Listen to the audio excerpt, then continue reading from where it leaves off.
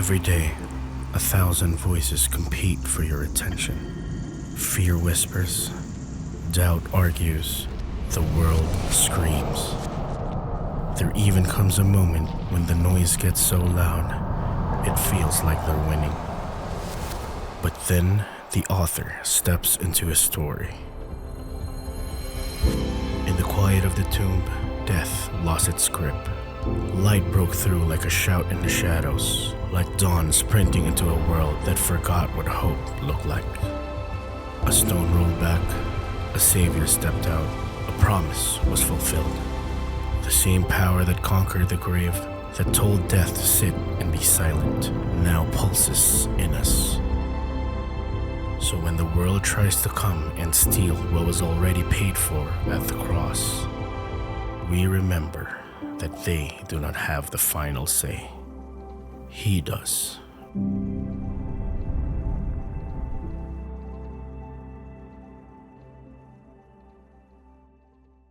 All right, our fourth week of series, really what we're talking about is that death does not have the final say because Jesus Christ resurrected, and so the final say is with Christ. With that said, I was reminded of the movie Apollo 13. You guys remember that movie? It didn't really fly. You guys, you remember, right? Apollo 13 is based on an actual event on another attempt to go to the moon. So Apollo 11 went, debatable, but whatever, it is what it is. And then Apollo 13 was the other attempt to go to the moon. Kaya lang, after the launch, when the crew, Jim Lovell, Jack Swigert, Fred Heist, reached beyond the atmosphere ng Earth, the oxygen tank of the spaceship exploded mid-flight. And this is where we actually get the line, Houston, we have a problem. Are you guys familiar with that? Okay, so that line, which is a meme, it's an expression now. It came from that they're talking to the city of Houston, the crew of NASA. We have a problem, and we can die. We're trapped here in space. We don't know what to do. We haven't even gotten to the moon yet, and so we don't have the thrusters to go back on Earth because everything's destroyed. Houston, we have a problem. Thankfully, there's the NASA flight director. His name is Gene Kranz. He coined this famous line that was quoted in the movie. He said, "Failure is an option." And I love that line. Failure is an option. Can you say that to your neighbor? Failure is an option. It is not the end. It is merely but an option. And so this line, so we know the story. They used the lunar module, the one that's supposed to land on the moon. They used that as the lifeboat going back to Earth and all these engineering stuff that they had to do. I cannot explain to you what they are. I would probably be wrong. So you can do your research on your own. But you used that module, went back on Earth, and we have this story called the Apollo 13. But that line stuck with me. Failure is an option. We are on a series talking about the resurrection of Jesus Christ, ang pagkabuhay na muli in Jesus. And really, what Jesus Christ, the resurrection of Jesus Christ did is it gave us an option, actually several options that we're going to be looking at today because of the resurrection of Jesus Christ. Kung wala yung resurrection of Jesus Christ, we do not have these options. But we do now because Jesus Christ resurrected, and that's actually what we're going to be looking at today. Let's all stand up. We're still in the book of 1 Corinthians, chapter 15, verses 29 to 34.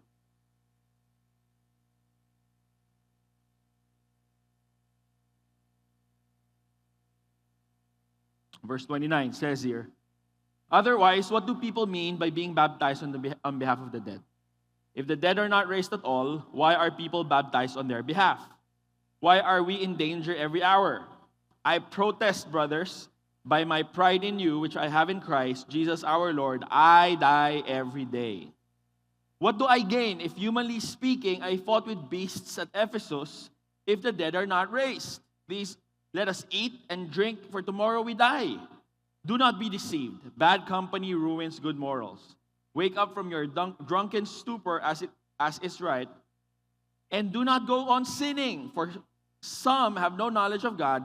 I say this to your shame. Lord, we thank you for your word. Holy Spirit, open up our eyes, our mind, our hearts, Lord, to receive your word. So that, Lord, this message of your resurrection be alive in our hearts and in our lives. In Jesus' name we pray. Amen and amen. Pwede po tayo po. You can go ahead and take your seats.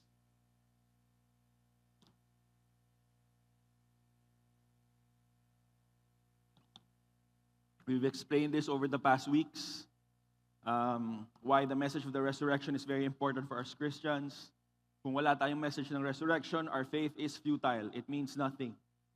In fact, the reason why Paul was discussing this in the Church of Corinth, ang specific ang kausap niya, Church of Corinth, he's talking to Christians or people professing their faith in Jesus Christ, okay? These are people that saying, I have a relationship with Jesus Christ. It's just that in the church in Corinth, there are still people who do not believe in the resurrection of Jesus. A lot of it were because galing sila sa Greek culture, and in Greek culture, resurrection is not a thing.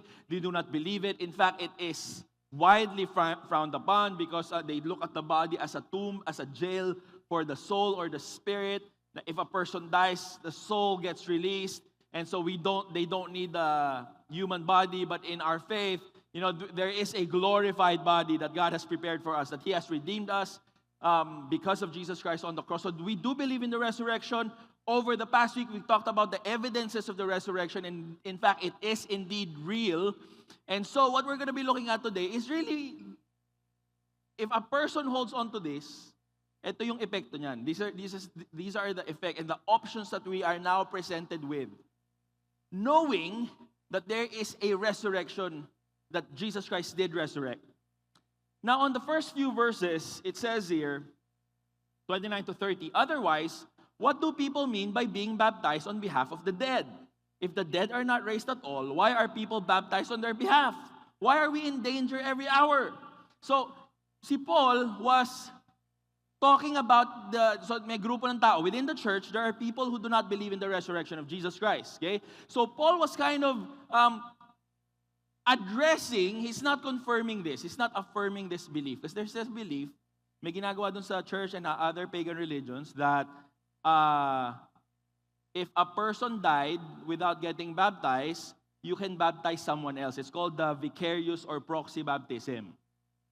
And number one, that's problematic because we're not saved by baptism. We're saved because of what Jesus Christ has done on the cross, His grace.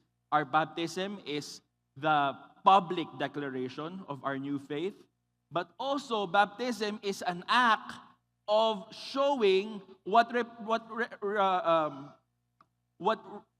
talking about, the resurrection of Jesus Christ. Baptism, that's why we immerse people in water, is the sign that we are now dead to sin. We are now burying the old self, and the rising up from the water is the resurrection from the dead. So, Paul was saying, akala ko ba hindi kayo naniniwala sa resurrection? I thought you don't believe in the resurrection. Then why are you practicing this thing? In fact, it is not even right that we are putting people in proxy. We're baptizing alive people for the sake of the dead, which is wrong. We don't do that. But even them believe in baptism. And if you believe in baptism, that's a picture of the resurrection. Without the resurrection, baptism is nothing. It means nothing. At the same time, what Paul was trying to say here is that even pagans believe in their hearts, even though they don't believe by their minds, in their hearts, there is a design in us that is seeking, that is longing for a resurrection. Now, death cannot be just the end. Is that it? Is that our life? We're born, we eat, we breathe, grow up, and die. Is that all what life is? Every person on earth, every belief, every faith, have that question in our hearts. Yun na yun? 70, 80, 90, 100 years? Is that it? Is that what life is? There should be more. That is an internal struggle in our hearts, which is an evidence of we are longing for resurrection, even for people who do not believe it. And time again, as we've been looking over the past weeks, resurrection did happen. with that said, what are the options now? Now that, okay, I believe here, if you have a relationship with Jesus Christ, we do believe in the resurrection, we understand, and we hold on to it. What is now the effect? Anong ibig sabihin nun for us? What does that mean for us? What are the options that we are now faced with knowing that Jesus Christ did resurrect? 1 Corinthians 15:31. I protest, brothers, by my pride in you, which I have in Christ Jesus our Lord. I die every day. First option, daily surrender, and not the other one, occasional commitment. It's kind of a, what's the term? Oxymoron. Is that the term? It doesn't make sense. Commitment kasi it's not based on occasion. But when you say occasional commitment, it's I'm committing myself based on certain events, based on what I feel, based on if it goes with my calendar. But our faith is not based on that. It has nothing, it's not based on emotion. It is not based on how the alignment of the stars and the moon. It is not based on anything other than the life that we have in Jesus Christ. Meaning, if you hold on to the resurrection, it now becomes like what Paul said, I die every day. It is now a daily surrender to the death and the resurrection of Jesus Christ. Daily surrender. And I love that we're using the word surrender because he's not looking for perfection. Okay? I know a lot of you look perfect. Can you look at your neighbor right now? Husbands, is your wife perfect? Yeah. Yes! Okay? Resounding yes. And sumagot ka. Kaya I know we love to look perfect. I know we want, perfection or at the very least excellence. We want that. But I'm glad that perfection is not what Christ is after our lives. He's after surrender. Meaning, Jesus, I can't do it. Jesus, I failed again. Please help me. Jesus, I need you. Meaning, surrender is, for some people, that's why when I say occasional commitment, for other people, last choice na yun. It's the last option. If, I have a plan in my life, so this is my career, this is what I want to do, this is my plan for the day, I'm going to take a bath, do this, and now if something goes wrong, then that's the only time I come to Jesus Christ and say, oh no, Jesus Christ, all my plans are failing, I surrender myself. It's not actually that. It actually means from the very beginning, umpisa pa lang, paggising pa lang, the moment we wake up, Jesus, I surrender. There's a reason why, when we wake up, we stretch our hands. You could use that, Lord, I surrender. I want to sleep, but I have work to do, Lord, so I surrender. Daily surrender. Luke 9:23. And he said to all, if anyone would come after me, let him deny himself, take up his cross daily, and follow me. We are carrying our cross daily. Denying ourselves, carrying the cross, daily surrender means we die from our ambitions, our comfort, our securities, our egos.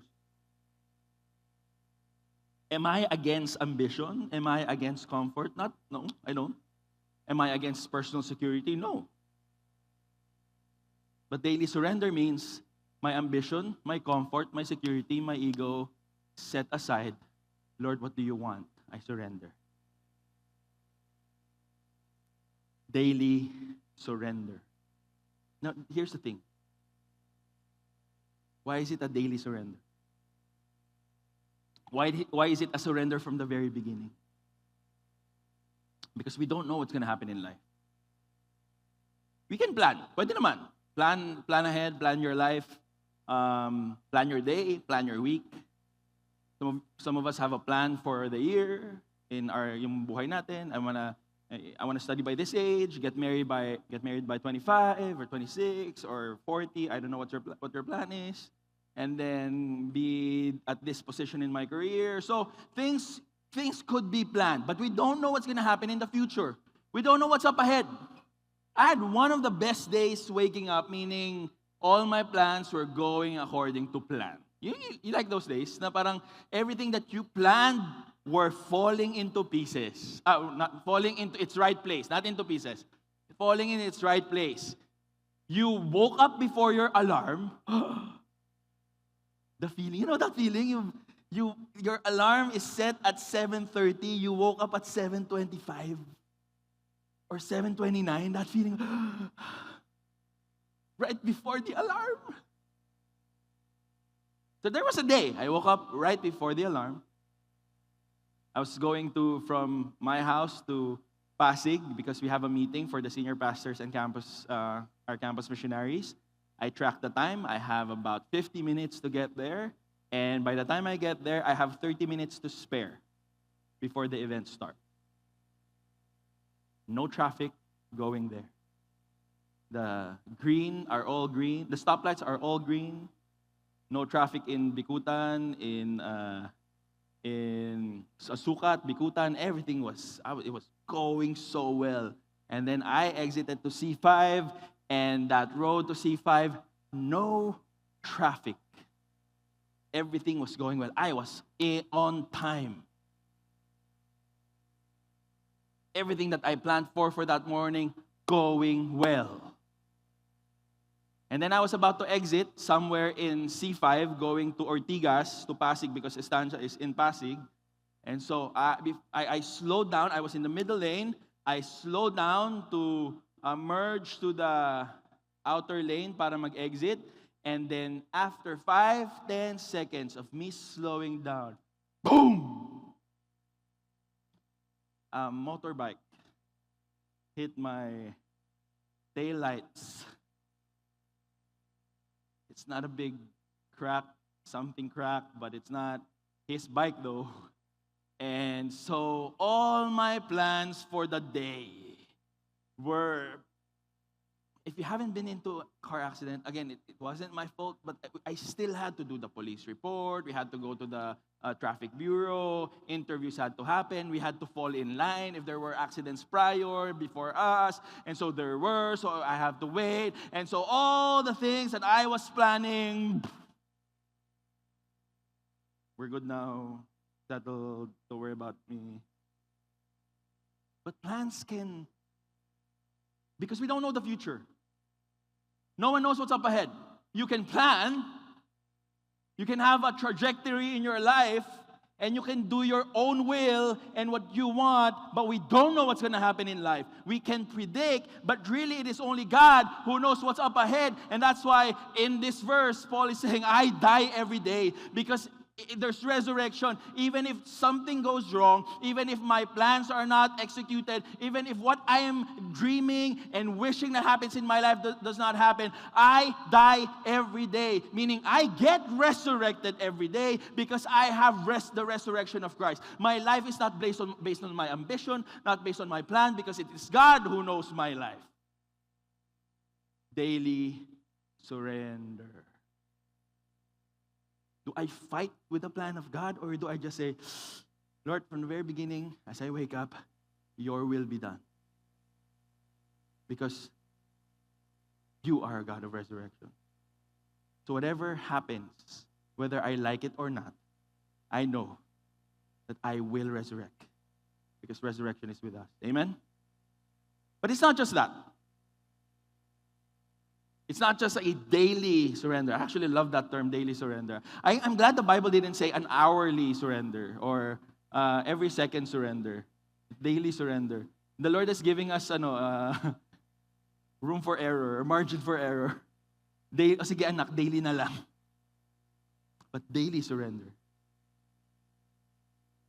And then it says there, in verse 32, what do I gain? If, humanly speaking, I fought with beasts at Ephesus. These are scholars and religious zealots and all these other people that Paul was debating and arguing with, and he's calling them beasts of Ephesus, because he's fighting about the resurrection of Christ. It says, if the dead are not raised, then that means that our life is now, let us eat and drink, for tomorrow we die. He's talking about a life without resurrection versus a life with resurrection. What is he saying? Here's the other option: eternal perspective or temporary pleasure. Because without the resurrection of Jesus Christ, this is what it looks like. Eat, drink, for tomorrow we die. And after death, wala na. It's it. That's it. Because what does it look like for us to live without resurrection? Okay, if Jesus Christ did not resurrect, this is what it's going to look like. It's going to be a life of maximizing pleasure, minimizing pain. Maximizing the things that will make us happy and minimizing the things that can hurt us as much as we can. Because there's nothing else. I want to get the best phone, best car, or whatever I want in my life. And then I'm going to surround myself with these types of relationships that are not toxic, which is not bad. That's pretty good. But now it's a life of trying to manage everything to maximize pleasure, to maximize earthly happiness, and now everything to minimize pain. So a lot of us would use money for that. Our entire world is about minimizing pain. There's a reason for all our medical students here. There's a reason why anesthesia was invented. It is to minimize, or at the very least, zero in, have pain be zero. Maximize pleasure, minimize pain. Hi.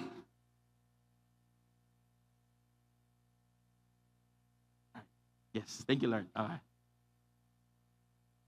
Maximize pain, minimize pleasure. Maximize pleasure, minimize pain. Sadly, though, for some people, it's the complete opposite. Your life is maximize pain, minimize pleasure. What do we do with that? If there is no resurrection, this is what it looks like. Okay? If you live in a life of poverty, you live in a life of trauma, broken families, you don't even know, you don't even have a relationship with your mom or your dad. It is a constant life of, why is this happening to me? If there is no resurrection, every question, is this it? Is this what my life is? Hanggang dito na lang ba? Is my life really gonna be a life of abuse, of broken relationships, of broken dreams? And my life is just this world of unfairness. Everything that the world has thrown at me is to destroy me. If there is no resurrection, that's it. That's your life. That's the very end of your life. There's no way out of that. Or if you're in the opposite side, you've managed to maximize pleasure, minimize pain. If there is no resurrection, the point now is, okay, I've kind of maximized my pleasure and minimized my pain, but I want my pain to be zero, and I want my pleasure to be 100%. The problem is we're now failing something because our hearts is meant for eternity. It's meant for a life beyond our life. So now, lalagyan natin ang kung ano, we're gonna buy the new car, we're gonna get a new house, and then even if we get that, our taste level, our needs, our wants started increasing, and now we find ourselves to, I want more, I want more, I want more. And now we have this group of people who've stolen trillions of pesos, and yet it's still not enough. Are you guys not wondering why? Do they not have a conscience? Is 1 billion pesos not enough that they still continue to steal as many money from people who have maximized pain and minimized pleasure to maximize their pleasure and minimize their pain? Here's the thing. Kasi nga walang resurrection sa buhay nila eh. So that's it. That's the best that they can get. So we live in a world where people will now try to get as many as they can because there's no hope after. And yet even as they get as many as they can, they still find themselves in a place where, is this it? I've been to all the countries, I've done all the pleasures that I can, and is this it?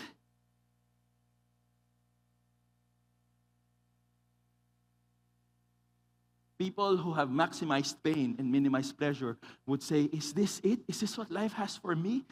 Pain after pain, trauma after trauma, abuse after abuse. And people who lived a different kind of life would say, is this it? Yes, that's it, if there's no resurrection.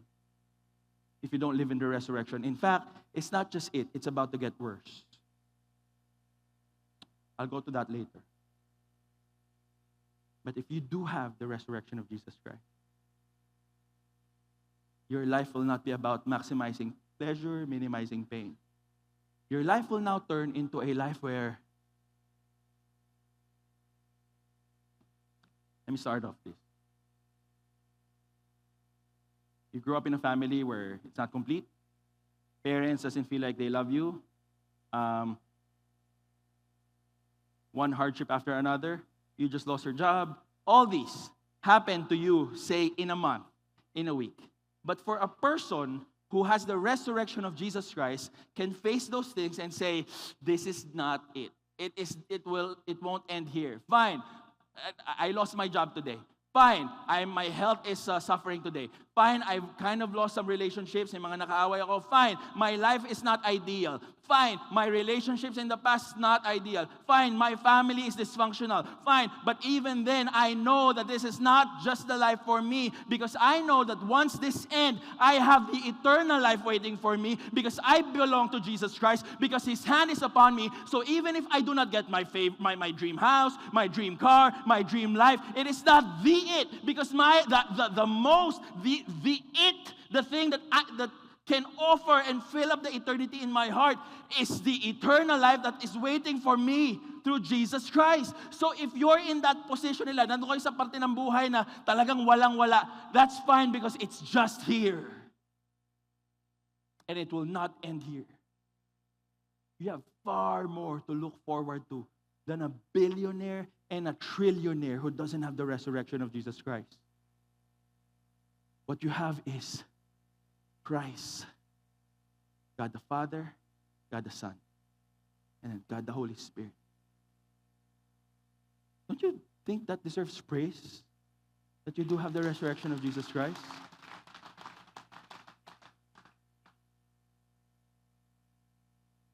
Na yung buhay nyo, it won't end here.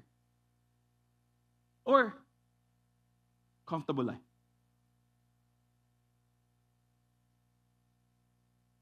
Flourishing business, amazing connections. You have a very, very distinct surname that's well known in the country because you're born in privilege. If you have the resurrection of Jesus Christ, you would understand that what you have today here on earth will stay here on earth. You will not be able to bring that in the afterlife, in the continuation of our eternal life. So that means if God allows you to have those, and for the students who are aiming for those, that's not necessarily bad. But let me tell you this, you will not bring them in the afterlife. But what you will have is now the opportunity to say, Lord, I have all this wealth, I have all this privilege. What do you want me to do with this? In a broken and dying world, what do you want me to do with this? How do you want me to put this in the kingdom, in your kingdom? Because you know what? In resurrection just really means dying and living again. That means planting a seed. A seed, when you plant it, it dies, right? Tama ba? Science? Anyone? It dies. It gets crushed by the ground. And with the crushing of it, it extracts what's inside, which is life, and now it becomes a new tree. In the same way, if you are living in privilege and there is wealth and there is flourishing and thriving that's happening in your life, plant that as a seed. See that die by removing that from yourself and planting that in the kingdom of God, and see that resurrect. Why? Because we believe and there is resurrection. So it's not just a daily surrender. You now have an eternal perspective. You're not just about the temporary, maximized pleasure. Let me explain this to you. Okay? Any parents, please raise up your hand. Parents. We love our kids, right? I mean, sure, there are days that are kind of like, oh, Lord, give me patience. But for most days, they're the joy of our lives. Amen? I love my daughter, obviously. And for parents here, you have the best intentions for your kids. We get insurance, educational, life, to secure them. And we have dreams for our children. Me and my wife, we have dreams for our daughter. Obviously, she will pursue what she wants to pursue growing up. But right now, we're kind of guessing what yung hilig niya, what she likes to do in her free time, and then see how can we develop those skills, and and then we're going to invest in that. And we barely have anything, but for our kids, we're going to give them what we can. We're going to give them our best because we're good parents. As they grow up, we have many dreams for our children. And now it could be whatever career that you may be thinking for your kids. But one thing I know, if you're a good parent, you want your kids secured, right? You want them in a secure future. You want them to have at least a cash flow. You want them to have at least a comfortable house. At the very least, a comfortable life. No one wants their children to live in poverty here. Pangarap sa anak ko, maghirap siya ng habang buhay. Talagang wala siyang titirahan. No one dreams of that for their children. We want the best for our children. And so we were dreaming about our daughter's life and the possibilities of it. And then it hit me. Because when I talk about when I talk about resurrection, it means life after death, which is now the eternal life. Which is now the life that is not defeated by death. Eternal life that we received in Jesus Christ. That means eternal life. It will not end, even if we die, because we have Jesus Christ. When He died on the cross, He defeated death, and now He gave us that resurrection. We now have eternal life in Jesus Christ. Amen? Tama ba? Yay. If there is eternal life, that means there is eternal death. And when I talk about it, so as we have established that there is resurrection, that means there is eternal life. That means there is eternal death. And when I say eternal death, there are many names used in the Bible, different scholastic definitions of it. But one thing we agree on several terms, some people call it hell, some people call them Hades. But one thing eternal death is it is a state where the eternal justice of God constantly consumes sin without His love and grace. We don't know what that looks like because we live in a world where there is justice of God, but there is also love and grace. Yung buhay natin ngayon, may love and grace ni Jesus. This world has the love and grace of Jesus. Pastor Edre, how can you say that with all the wars happening, with all the people dying, with all the suffering that's happening in different nations in the world, there's Iran and this nation and that nation, how can you say that there is love and grace of Jesus Christ? That's the point. There is the love and grace of Jesus Christ. Imagine if there's none.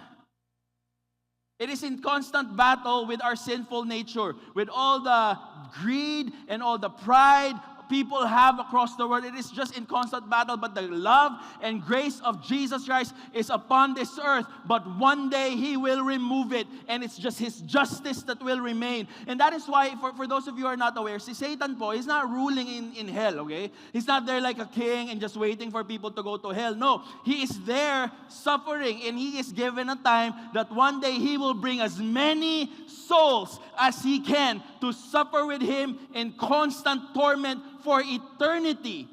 In fact, when you look and really study what eternal death looks like, it's something that you will not even wish for your enemies. Yung nangutang sa inyo ng pera, tapos hindi binayaran, sana ma-impyerno na siya. You have no idea. That is eternal. You wouldn't even wish that for your enemies.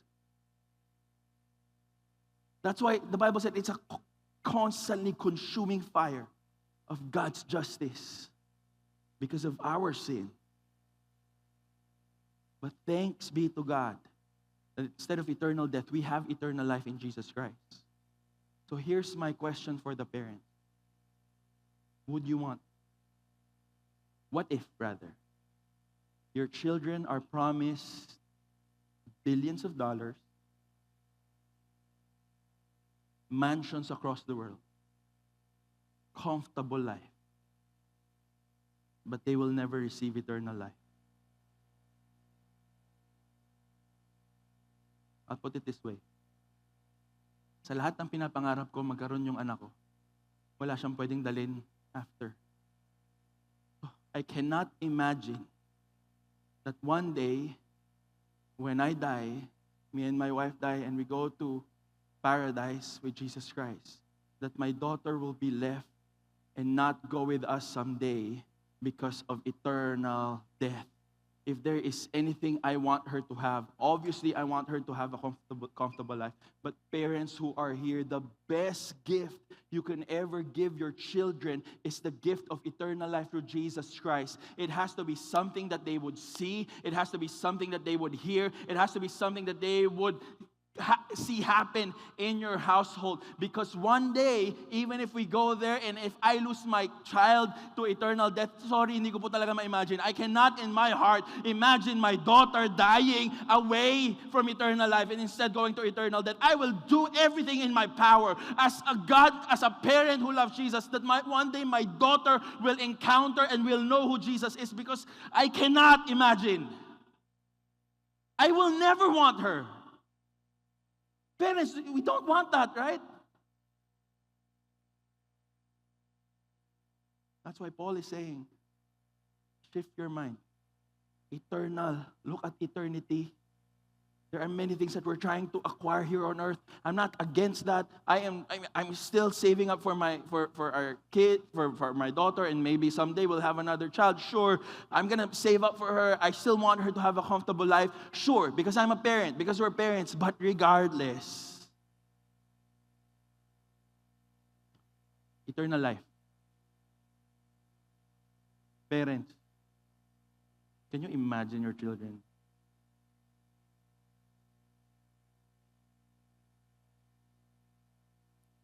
We have so much dreams. Wala silang dadalhin in the afterlife. Parents, they will not carry anything. With that said, Matthew 13:42, and throw them into the fiery furnace. In that place, there will be weeping and gnashing of teeth. I like that term, the weeping and gnashing of teeth. Weeping is about sadness. Gnashing is about anger.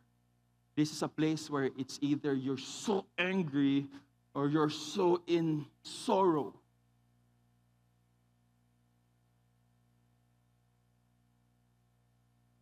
Not my favorite type of preaching. If this is your first time and someone invited you, you should listen to Pastor Ed Ray preach, you're going to be encouraged. I'm really sorry this is today, that you invited your friend today.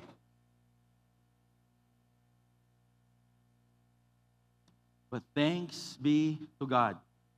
First of all, we have a Vacation Bible Sunday happening on May 31, and we're going to be preaching Jesus to your children, because we want together, we want them to have as early as possible to know who Jesus is. So we'll encourage you to enroll them there. But more than the knowledge of eternal life or eternal death, it is really about Jesus Christ. But let me say this. Gene Kranz says, failure is an option earlier. Eternal death is an option. Eternal death or Jesus who brings eternal life. John 5:24. Truly, truly, I say to you, whoever hears my word and believes him who sent me has eternal life. He does not come into judgment, but has passed from death to life. Buti na lang. Thankfully, thanks be to God, I'm really sorry I have to talk about reality here. This is what we're facing. That's why this is not a joke. Our faith is not a joke. That's why this is a daily surrender. That's why every day, even as a pastor, I have to surrender myself to Jesus Christ, because I cannot do this on my own. But thanks be to God that even though He died and was defeated, not defeated, but he died because of our sin, after 3 days, because He was not defeated by death, He was not defeated by sin, He rose up again, He resurrected. And I'm so thankful for the message of the resurrection, because eternal death now becomes an option. Before it's not an option. We're heading there. We are going to hell. But thanks be to God that Jesus Christ died on the cross and He resurrected after 3 days. Now it just becomes an option. Now I have eternal life through Jesus Christ. But at the same time, 1 Corinthians 15:33-34, do not be deceived. Bad company ruins good morals. We use this verse a lot, talk about, bad influence. You should not be with friends who are bad influence. Sure, it's correct, but it's not what this verse means. This verse is actually being used from the context. They're talking about bad theology, that people who are in church does not believe or does not live in the resurrection, it corrupts good morals, which is really, we should be believing in the resurrection of Jesus Christ. But in verse 34, wake up from your drunken stupor, as is right, and do not go on sinning, for some have no knowledge of God. I say this to your shame. And he says there, wake up from your stupor, as is right, and do not go on sinning. He's talking about the church. Some people are still living their lives of sin. Now, like what I said, we are not perfect. Perfection is not it's not the aim of Jesus Christ, but a daily surrender. It is the acknowledgement that my mind and my body is still here on earth, and so it wants to sin. And that's why I have to surrender to Jesus, because Jesus, I cannot do this. But then, sin actually also talks about how it is a big waste of time. God has a plan for you. God wants to bring you somewhere. God wants to do something through you, through your life. God wants to write your testimony, but sin wastes that time. I'm not saying all wastes of time are sin, okay? There are times that we kind of just want to relax and kind of want to waste my time today, sure. But all sin is a waste of time. So why is he saying here? Because there is a missional urgency while people are being spiritually complacent.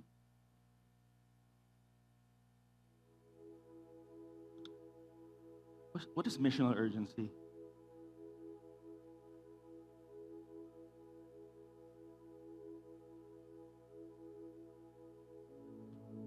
I know we're not comfortable about the topic of heaven and hell.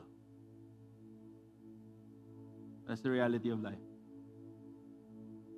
I'd like to talk to the parents first. Parents, the best gift you can ever give your children is for them to know who Jesus is. They will know Christ through you. I know we're not perfect. You're not perfect. We're not perfect parents. But every time you humble yourself in front of your children, that's the message of the gospel. I'm a parent, why should I humble myself? Because we're admitting that we're not perfect. Go on sinning is Paul saying, instead of sin, live in the righteousness that we have in Jesus Christ. Because, righteousness is like a mic. Here, I have a mic. It gets heard. You know how righteousness gets heard? When your children, I'm still with the parents. I'm going to talk to all the different types of people here. Wait your turn. For the parents, every time you're driving and it's a red signal and you stop, instead of driving further, because it's not green, it's red, that's a mic to your children of, I'd rather do this right. That speaks volume to your children. You have no idea that one day they will be in a place where they would need to make a decision to do what's right, or to do what's wrong and to do what's right and be uncomfortable, and to do what's wrong and be comfortable. They will remember your decision and say, my parents taught me this. You know why? Because the resurrection is upon you. For all the professionals here,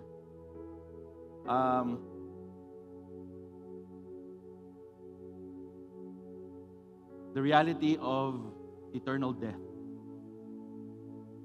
In fact, let me say this.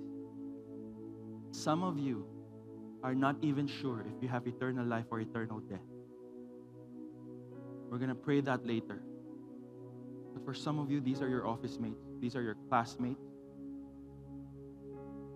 These are your parents. Mga lola at lola, this could be your apo. To the doctors here, this could be a patient that you've encountered. That their souls are longing for resurrection, their souls are longing for eternal life.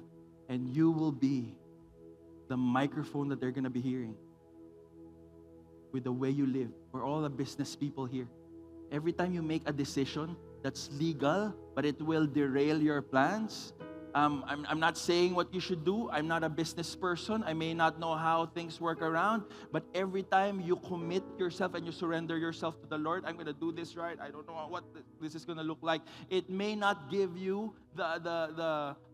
it may have a good return in your finances, but let me tell you this, at that moment, your righteousness is a microphone. It is a loud voice to the people around you, to the people in your staff, to the people that you're working with, and for all the employees here. And you may be a person who's constantly being overlooked for a promotion, even though you're doing what's right. And yet in your heart, you're saying, it's so unfair, there's so much politics, but you know what, I'm going to do this because the Lord says I'm working for Him and not for this boss that I have, even though he's unfair, even though they've overlooked me and they've not credited me for the good things that I've done. But every time you would do what's right at the workplace, someone else is looking at you and wondering, what do you have that I don't? Why is it that even though you're not promoted, you are still filled with life? Why? That is because of the resurrection of Jesus Christ in you. And if you are a student here, and students, your classmates are talking about sex, talking about sleeping around, talking about cheating, talking about all these things that are not proper, talking about these things that are immoral, talking about these things that are not pleasing God, and yet you're here and you're saying, you know what, I'm going to stand on my faith. I've met Jesus Christ, and I know this is hard right now. Every time you stand your ground, you may be mocked, you may be bullied, but that is such a loud voice that someone is looking at you and say, what's up with you? The answer is resurrection of Jesus Christ. Because you don't live in death. You live in the life again. That's why we're called born again.